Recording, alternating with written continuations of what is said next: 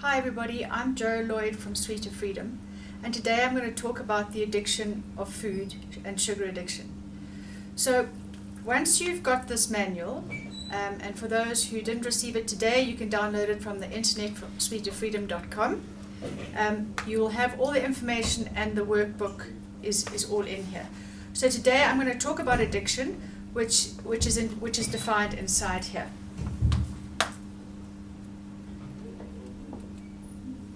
So while much media is given to diet, drugs, and fad weight loss plans, little attention is given to the emotional turmoil that drives one to eat.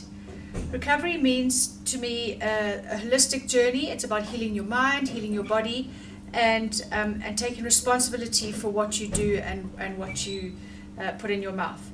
With this in mind, I like to work with a multidimensional team. So that includes dietitians, physical trainers, and psychologists, because that way you will get the best results. So the definition of addiction, and you'll find that in the manual, it's a pathological relationship with a substance. So the substance could be food, could be alcohol, could be drugs, or it's a pathological relationship with a behavior.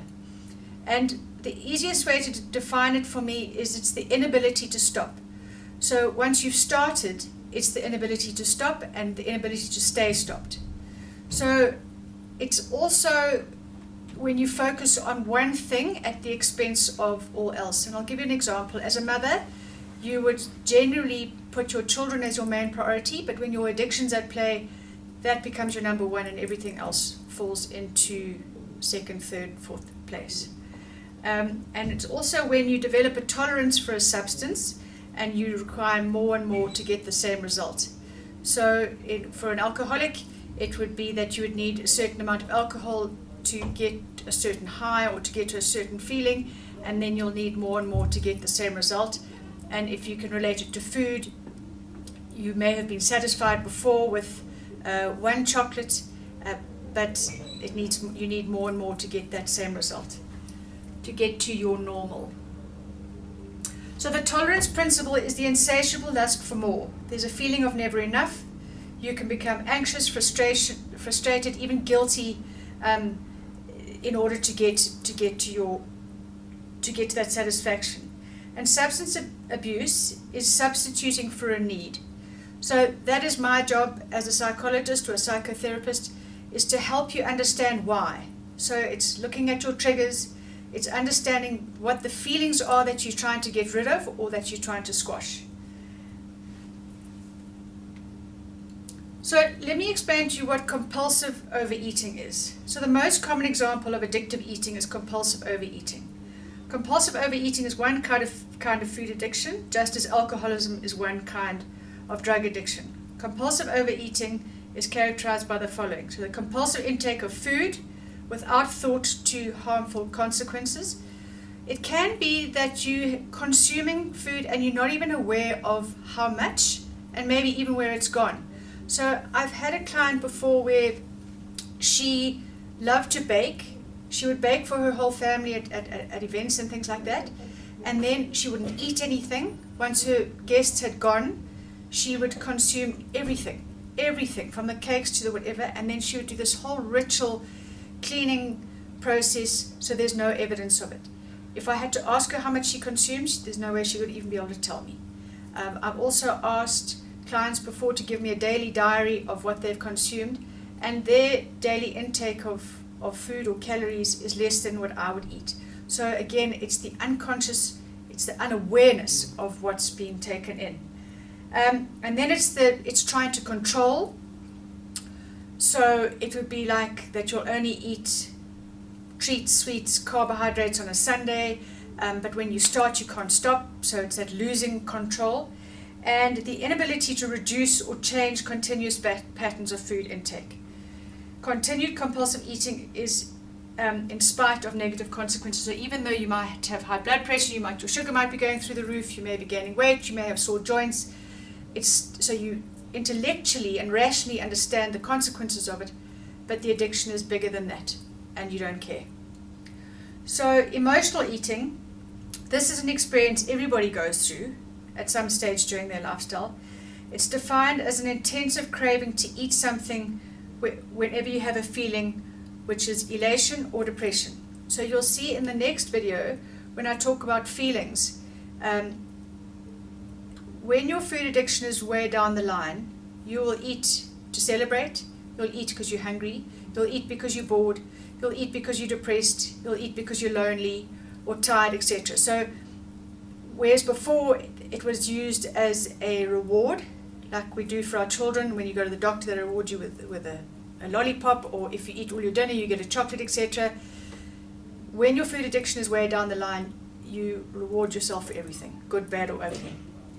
So some people eat food because they're feeling sad, worried, or stressed. Still others eat when they're happy or want to celebrate. So that just confirms what I've said. Recovery. So recovery is different from simply avoiding a certain behavior. It's a way of life that restores us to health, to a life free of addictive behaviors. Recovery means living our lives without resorting to addictive behaviors. It means a healthy way of coping. It means personal freedom. So with food addiction, if it's sugar addiction or carbohydrate addiction, whatever it is, it's different to alcoholism in the sense that if you're an alcoholic, you can never ever touch alcohol again because you'll go back to the beginning where you were.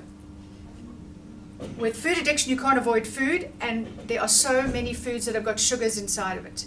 So that's the struggle. But if you can be aware of what's in every bit of food that you're eating, then you can eliminate that from your lifestyle.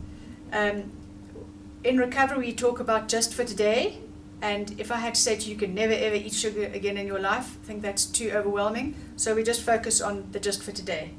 And recovery means having a plan and sticking to it. Recovery means honoring your body as a whole complex unit. And recovery means about learning to ask for help. There's so much shame and guilt attached to overeating that we often feel too embarrassed to reach out for help. And there's shame that I can't do this on my own and that I'm weak, but that's not the case. Addiction is bigger than anyone can ever imagine. This is just a saying that I found about anxiety, and anxiety is one of the dominant feelings with overeating. It's one of the biggest triggers for most people to eat on. And here it says, to alleviate anxiety, retreat from the world to the comfort of the object, the food. And to this object we attribute great value and power. So my journey as a therapist is to hand back your power, and you don't give the power to the food. Part of addiction, and a huge part of addiction, is denial. So this is your defense mechanism that protects you from your reality. It's the untruths you tell yourself and others about what, when, and why you're eating. And quantities are minimized, and quality is modified to self and others. Denial is the biggest layer of the onion that us as therapists have to unravel to help you to get to see what your truth is and to help set you free from the clamps of your addiction. Rationalization and justification. This is when you make everything okay.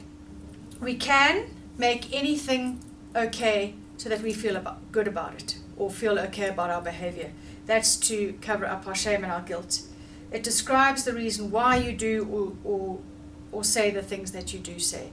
This rationalization and justification and denial make up addiction for you.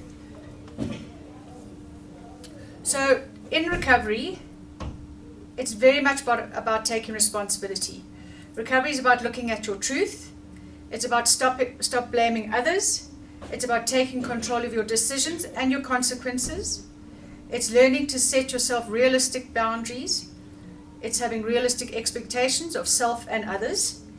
I encourage you to keep an honest journal, and that's for your eyes only, and to stick to appointments. So that means sticking to appointments if you've got a personal trainer or a gym partner, a therapist, a dietitian, whoever it is. Even if you've cheated or you're a little bit out of control, try and see every appointment as a learning opportunity to gain something new from somebody in the know. So my suggestions to you when I say have a plan. Have a manual, which I have got. Here it is. Download this from the internet. There's loads of information in here, and I've got loads of testimonials from people who have walked this walk. Get therapy in whatever way you can. Get yourself a a dietitian or a nutritionist and